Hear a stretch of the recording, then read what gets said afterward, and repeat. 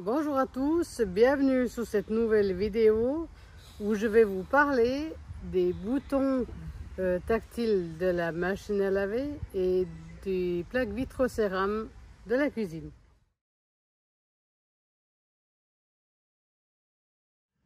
Quand on était jeune, il y a longtemps, les potagers, les fours avaient des crans qui faisaient qu'il était facile. On disait, ben voilà, tu cuis, je ne sais pas, tes pâtes à 6, ton rôti à 200 degrés.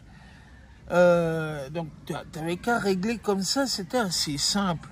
Maintenant, on remarque que les plaques n'ont plus les boutons plutôt, n'ont plus de cran. Comment est-ce que tu fais pour te repérer là-dessus? Normalement, je mets des points tactiles dessus, mais le problème c'est que ça s'enlève tout le temps. Alors du coup, soit je demande à Stéphane ou voilà. Maintenant, les plaques de cuisson en vitrocérame, le principal problème que tu rencontres, c'est que du coup, contrairement à l'époque où les plaques étaient en fonte, les plaques ne dépassent plus. Avant, tu pouvais simplement poser ta casserole sur la plaque et allumer.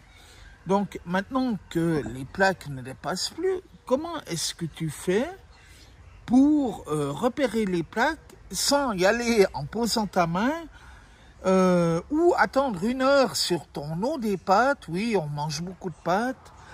Mais attendre 1 heure sur ton eau des pâtes parce que tu n'aurais pas allumé la bonne plaque. Par exemple, j'essaie d'utiliser déjà que les plaques de devant et j'essaie de repérer au bord, mais ça m'arrive quand même que ce ne soit pas tout à fait sur la plaque. Mais après, quand c'est allumé, je sens quand même la chaleur. Et comment est-ce que tu sais si on te dit tu mets sur 3 sur un 9 degrés, on te dit tu mets à 3. Comment est-ce que tu sais que tu es à 3 et pas à 1? J'avoue que ça, je sais pas. Donc en fait, tu vas un petit peu au petit bonheur la chance. Oui. Il faut dire aussi qu'on a un four, un potager plutôt qui est un petit peu mal foutu et c'est parfois un petit peu compliqué à régler.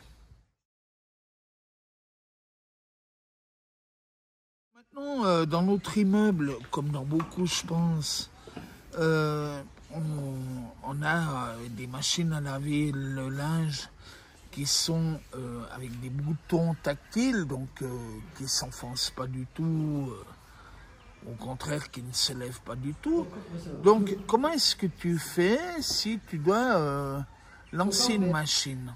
Donc, pour moi, c'est pratiquement impossible, même si j'avais essayé une fois de faire la lessive, mais c'était assez compliqué parce que ça me demandait beaucoup de concentration. C'est vrai que en principe, c'est moi qui fais la lessive, ce qui pose aucun problème. Mais là où ça pourrait poser problème, c'est le jour où je dois m'absenter. Par exemple, on a eu le cas où j'ai dû subir une opération de l'épaule. Et ma foi, j'ai été hospitalisé quelques jours. Et il fallait bien faire la lessive.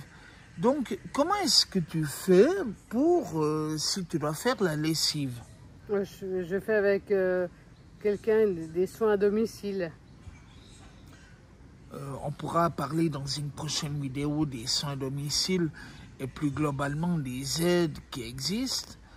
Mais c'est vrai que c'est un petit peu compliqué. Voilà, on voulait en parler des problèmes que peut rencontrer au quotidien une personne en situation de handicap. Et en l'occurrence, Chanty, voilà, on remarque que même avec la meilleure volonté du monde, c'est compliqué pour toi de faire une lessive ou de faire un repas. Bon, un repas, tu te débrouilles pas trop mal, mais globalement, est-ce que tu n'as pas l'impression que finalement la modernité, ça n'a pas que du bon? Non, effectivement, c'est plus compliqué, je trouve. est-ce que tu penses globalement que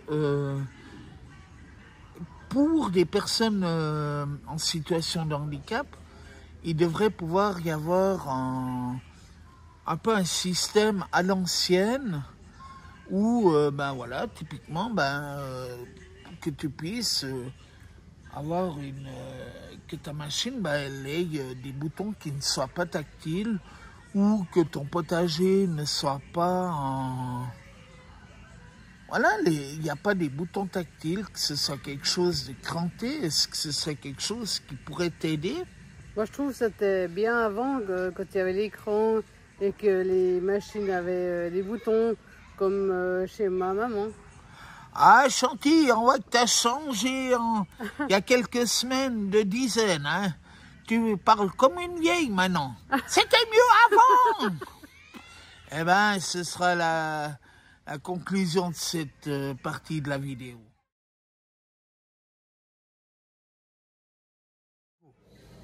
Le but de cette vidéo n'est pas de critiquer la modernité, mais au contraire que les fabricants pensent aux personnes en situation de handicap.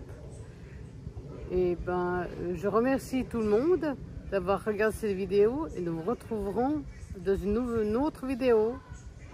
À bientôt. À bientôt.